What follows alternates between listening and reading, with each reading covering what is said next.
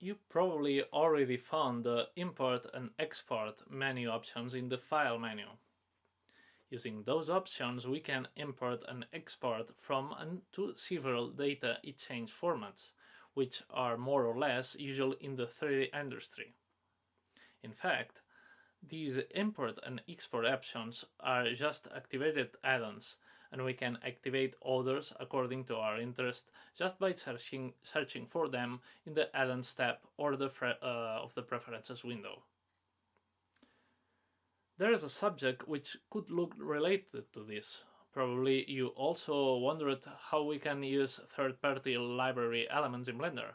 I'm talking about collections of materials, models, or other things done in Blender, and that can be downloaded or bought. So this is not the same case as importing or exporting, actually, since these assets have already the Blender format. This feature is what is called append or link, a similar feature. And now that we already know about data blocks, it will make a lot more sense understanding how it works. Let's say that we want to reuse a material from a previous project or from a library that we bought on internet. What we do is appending this material data block from the file where it is stored.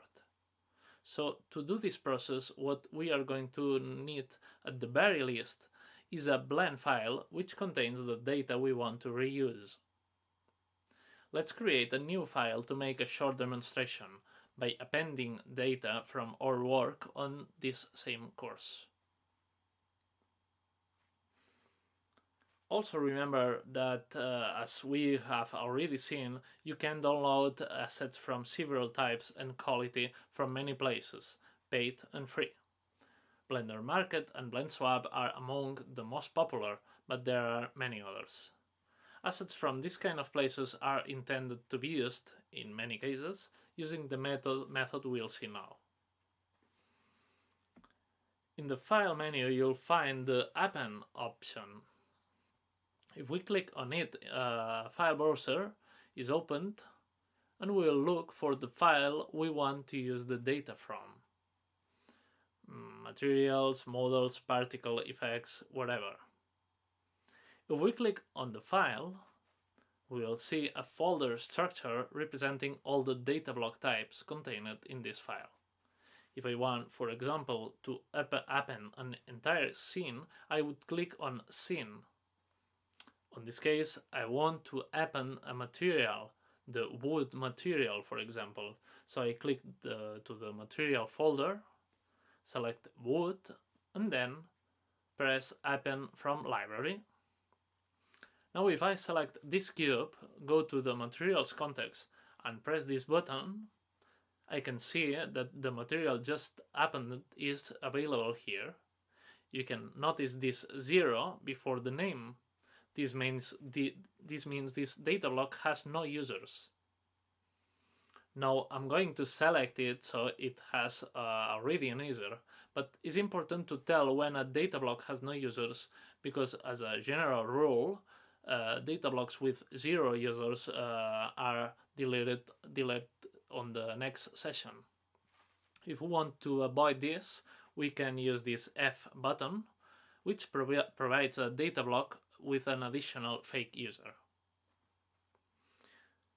To finish, I'm going to show you some not so obvious tricks and functions in Blender which bring us a better user experience.